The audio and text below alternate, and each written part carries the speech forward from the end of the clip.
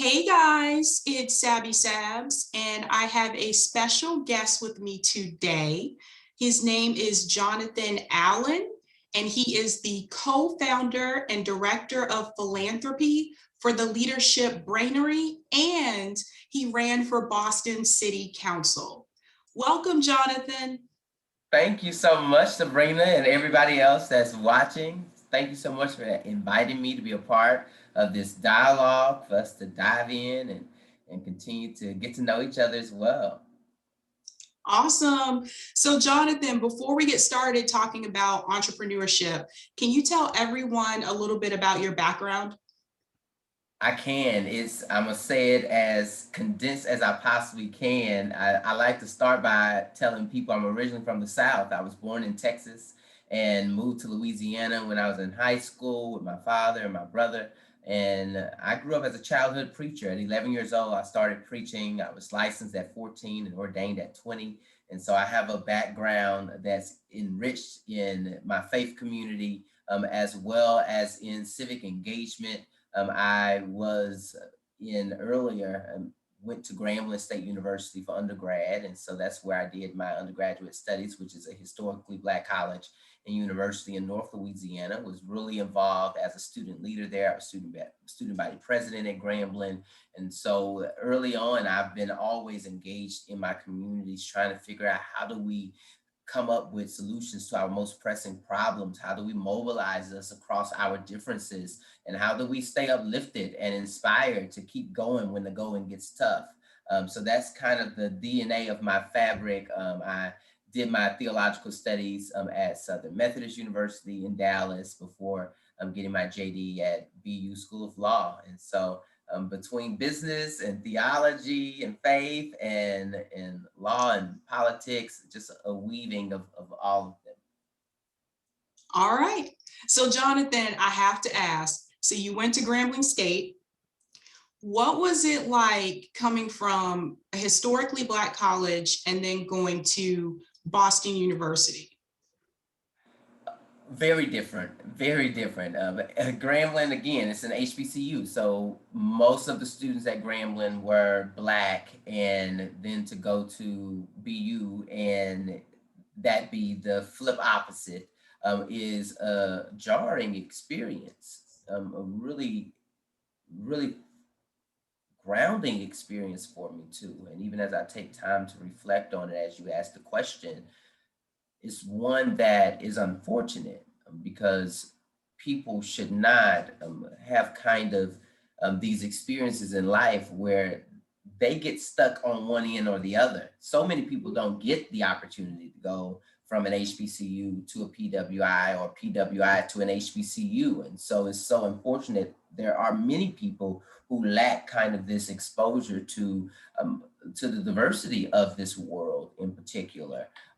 For me, it was also jarring because I got to BU and there were certain safety nets or support systems that were not in place as they were even at Grambling. And so I think likewise, though, there were certain resources at Grambling that I didn't get that I got at BU. And so I really think that for me, it really took the cover off, so to speak, of inequity and inequality in this country, the lack of resource or the disproportionate resource allocation that we experience here. It is, in particular, I can't talk about going to BU without talking about living in Boston, which was a totally different experience for me, coming from the South, someone who's lived in the South all my life.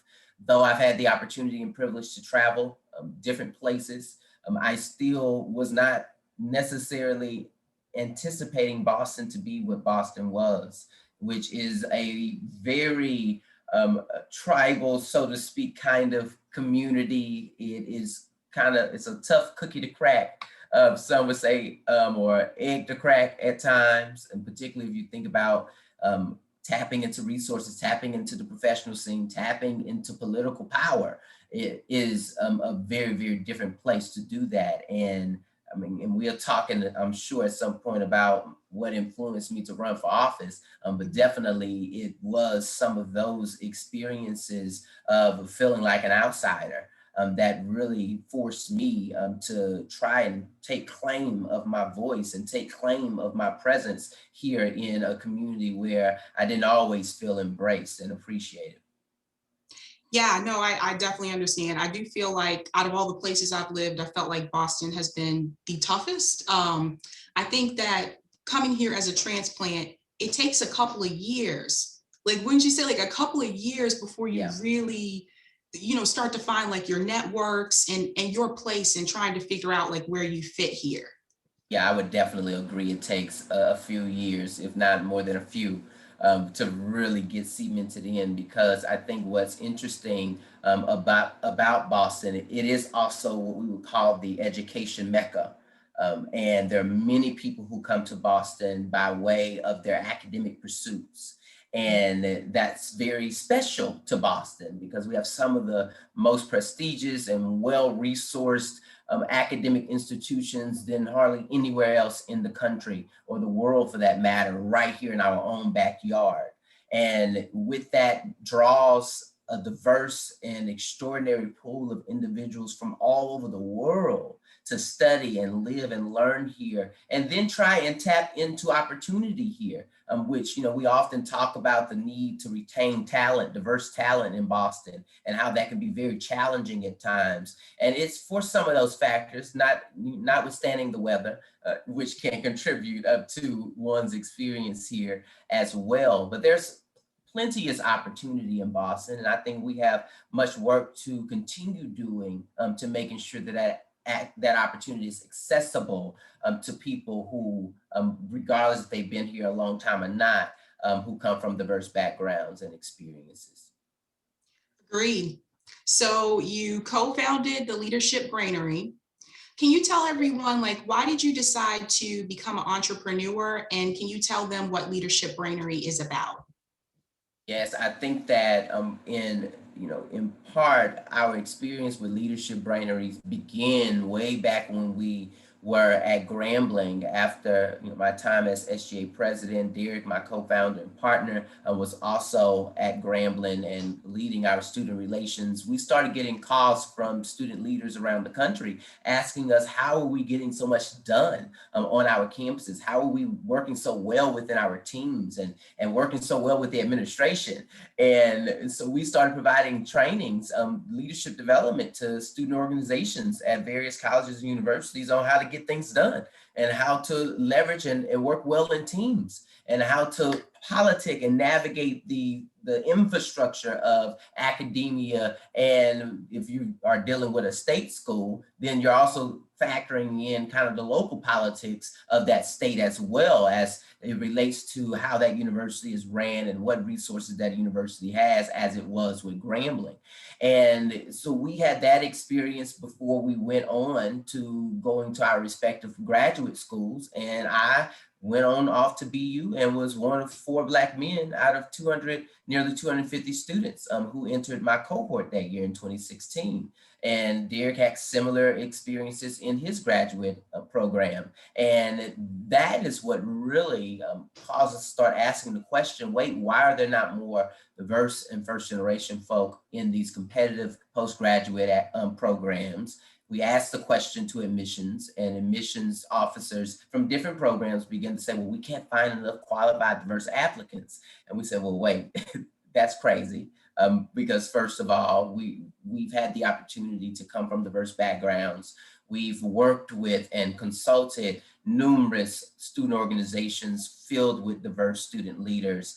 This idea that you can't find diverse talent must be bred out of either a lack of intent and desire to truly do so, or a lack of exposure to the various networks that would allow you to tap into this talent. And so we decided to transform what we were doing from consulting to a nonprofit organization and developed our 3-year cohort model. So Leadership Brainery has an an ambassador program that's 3 years long. We select rising sophomores in college, and for 3 years, their sophomore, junior, and senior year, we expose them to professionals across various industries. We connect them with test prep material and admissions coaches to help them navigate the admissions process into postgraduate school, and provide them resources that can help them along that journey, all with the goal of pipelining them into professional and graduate schools that will give them access to higher wage careers,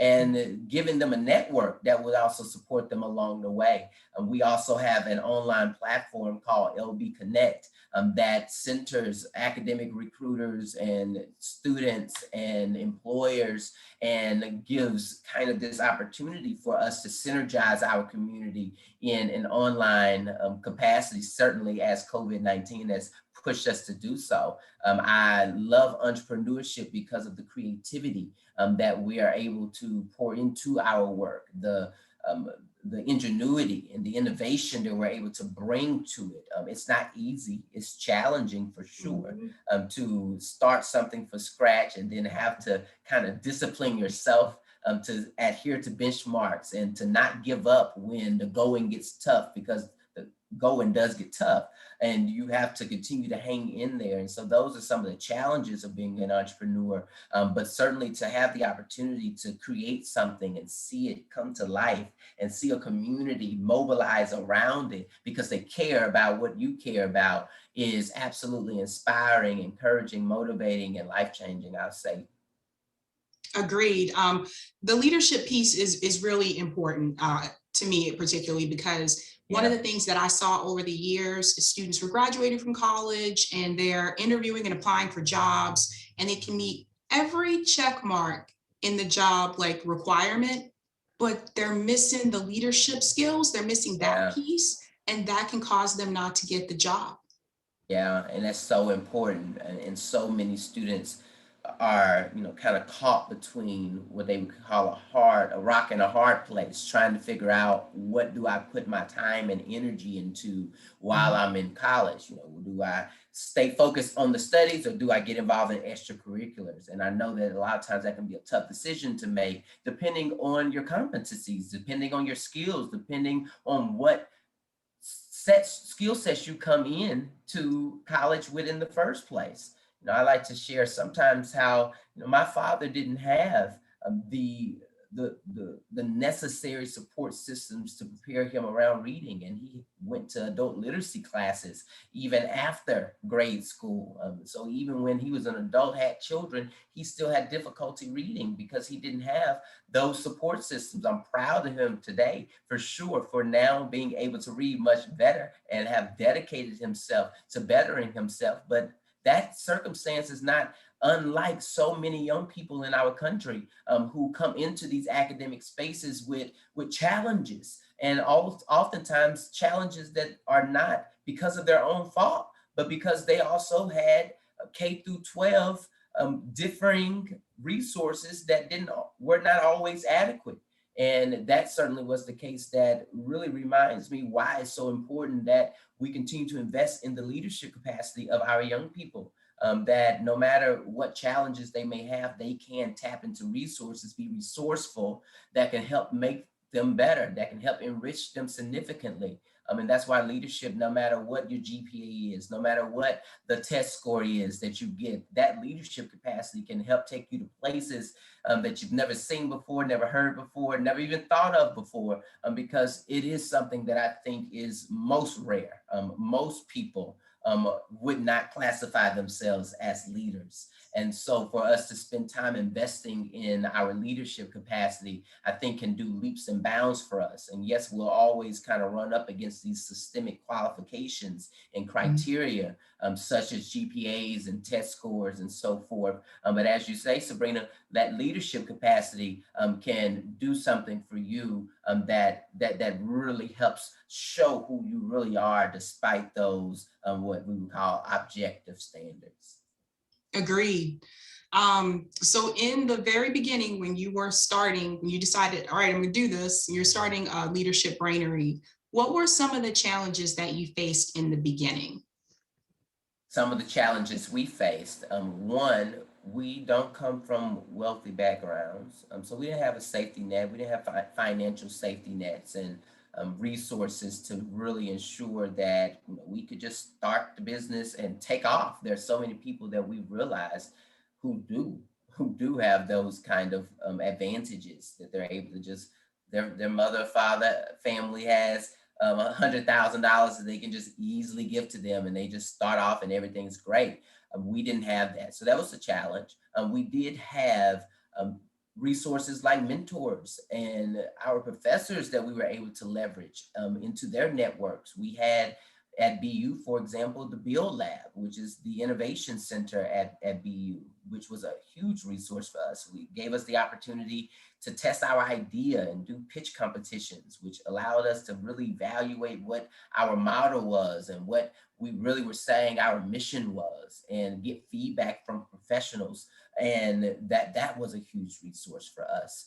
We have been very fortunate to build a community and network over the years with like-minded individuals who are our peers and who are senior to us even, and people who are even younger than us, who we are able to really leverage and mobilize around our mission. And so I would say the community has been one of the biggest assets to Leadership Brainery's growth and progress as to date, for sure. But certainly I'll also add, in terms of challenges, Derek and I are two Black gay men, and that has its challenges when we think about the intersections of our identity in that way, when mobilizing support around us as Black people, then and mobilizing and having to communicate with people who have biases, racial biases, Mhm. and then as gay people who then have to deal with people who have biases toward people based on their sexual identities. And so those are some of the things we've had to navigate and continue to navigate to this day,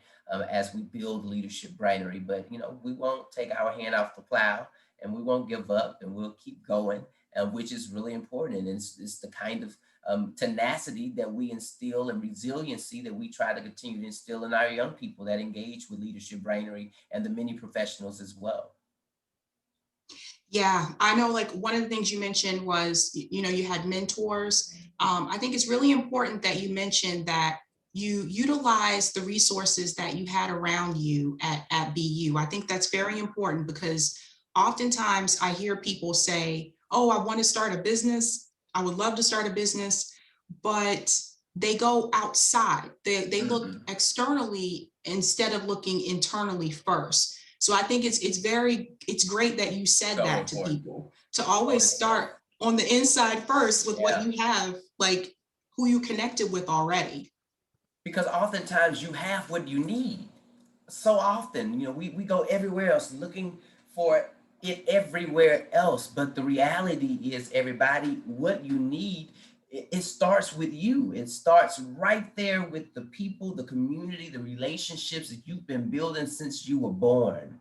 There are people who have cared about you, who've loved on you and nurtured you. No, all of them may not have entrepreneur experience. All of them may not have expertise in the area that you do or seek to grow in, but they have something that can be beneficial, whether they know somebody who has that Mhm. expertise, or they know someone who cares about the issue that you care about, or whether or not they're going to be the ones that's going to invest in you financially and say, I just believe in you. I know nothing about what you're doing, but I care about you and I care about what you're doing enough to invest and support you. So whatever that is, even sometimes if it's encouraging words that are really important in those beginning phases of dealing and conceiving an idea and bringing it to life, to have people in your corner who tell you to jump, just go, just do it.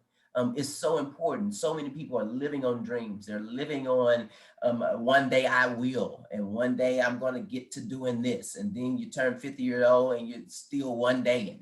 And you, so this idea to just go for it. Sometimes some of your closest individuals are the ones that are going to give you that push. Absolutely. So I know that you ran for city council. I know, like, you're very involved in the community. Can you tell everyone why you decided to run for office?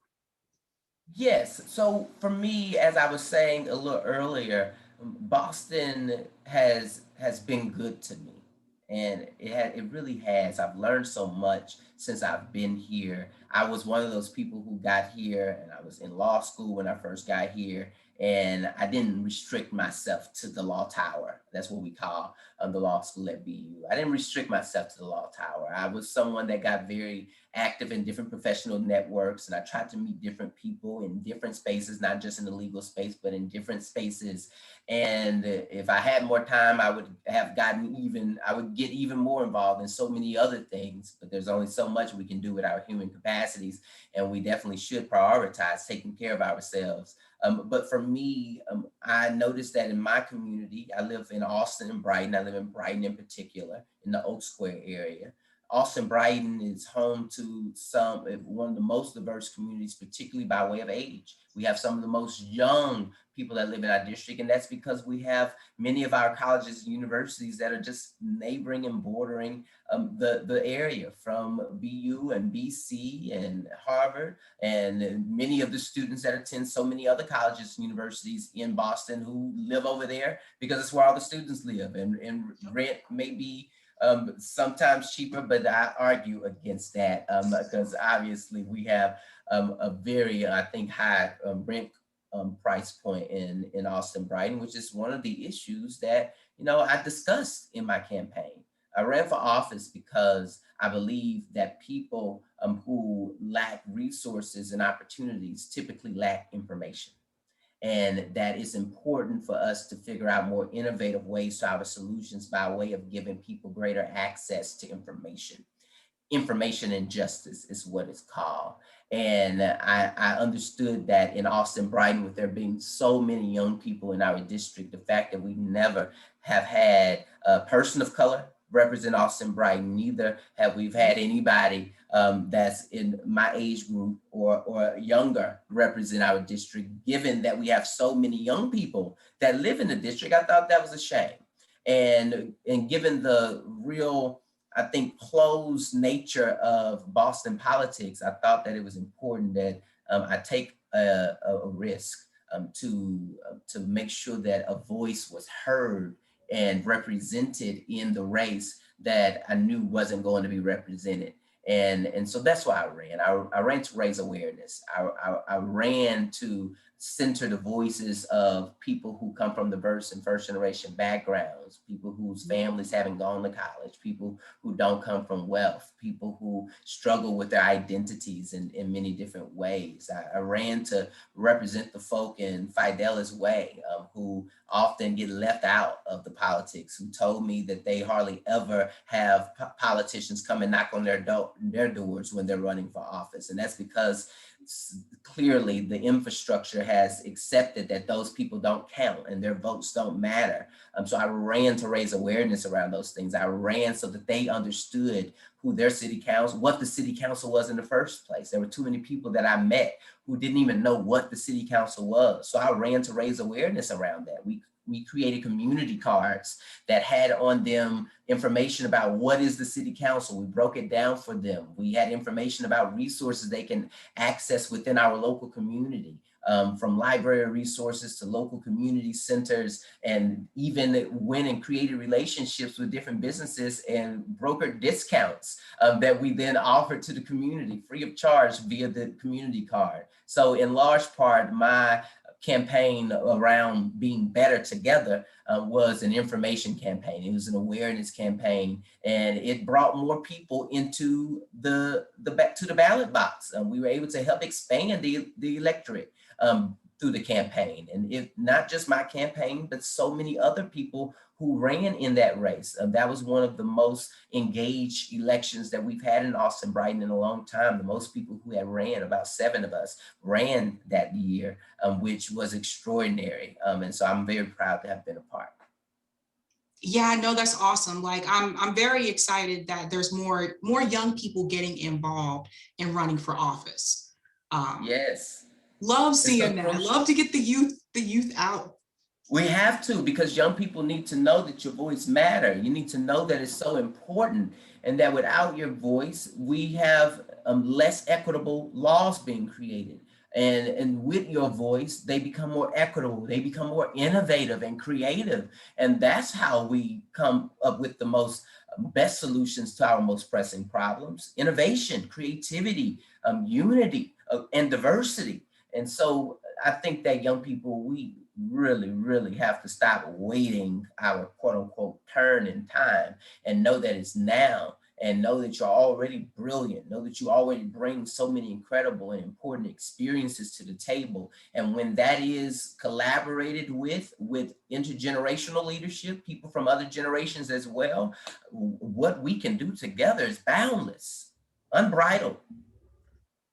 Yeah, the one thing I will say to, young people watching this right now, first of all, Jonathan, I think you are an inspiration to a lot of people that are going to see this.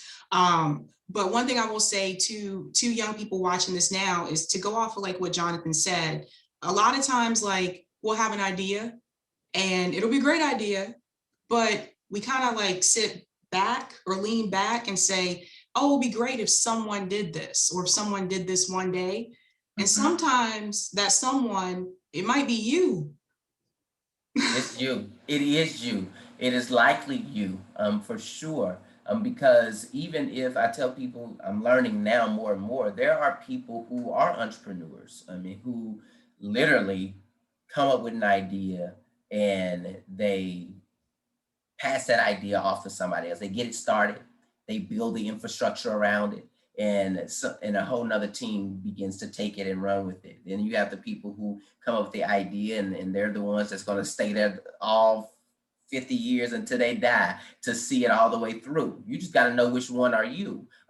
But your ideas are so valuable, and that's why it's so important for you to put your ideas out there. It's so important for you to chase those ideas, go after those ideas, because otherwise they'll die with you in a coffin when the end of your life comes. And what a shame it is to have lived and not gone after your ideas, to have not chased your dreams.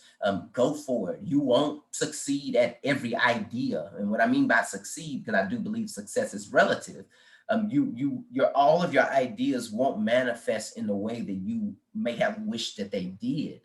But you rather have tried it than to not have tried it and not know what it could have become, or even if it's really what you're interested in. There are many ideas we may have that at the idea stage, we really think that's what we would like to do. But once you get started, you say, okay, this is really not the way to go. Maybe it should actually be, I should be putting my energy toward doing something else. I told you, we started out doing consulting, and that has evolved now to a nonprofit that's now with a mission that we didn't really start out with. We didn't start out with a mission of pipelining into postgraduate institutions, but that was birthed out of our experience. So lead with the understanding that even your ideas, they are fluid, they're flexible, and they can change, and be okay with that, because change is good.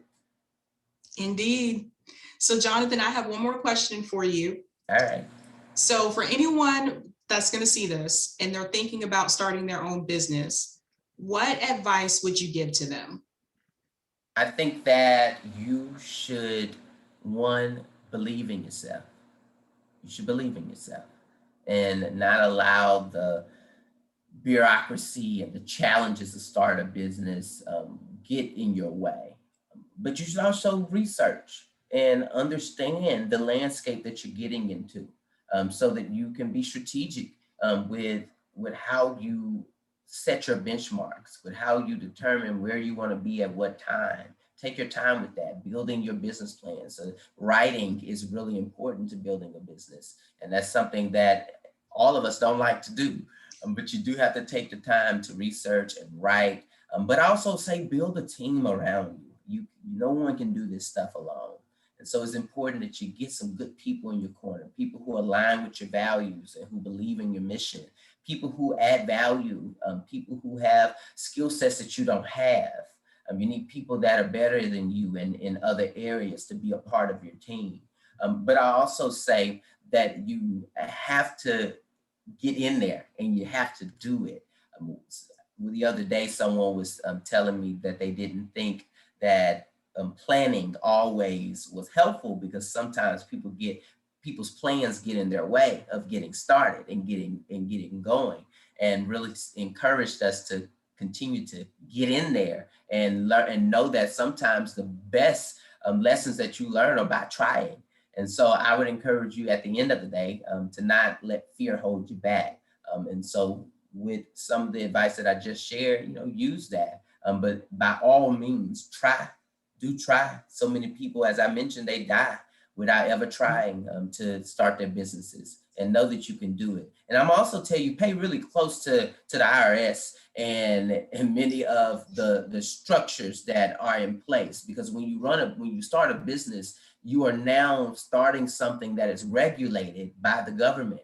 And with that comes so many different steps and loops and deadlines and expectations that you need to adhere to. So compliance is going to be one of the most important aspects of what it takes to run a successful and healthy business. Compliance, governance, fiscal responsibility, those terms and those kind of systems are going to be important. So get prepared to build out systems, because if you build out systems to run your business, the better that it will be sustainable for the long haul. Agreed. Yes, you do not want the IRS coming for you. No, Agreed. no. Jonathan, thank you so much for joining me today. Everyone, I'll be sure to put the link to Leadership Brainery in the description below. Jonathan, thanks so much. It's been a pleasure. Oh, this has been so wonderful. Thank you so much, Sabrina, for this platform, for what you do. This is the epitome of leadership. So thank you for being a leader in our community. And obviously, this goes out to people more than those here in Boston and in Massachusetts. So thank you for being a national and global leader. Thank you. Bye. Bye. Take care.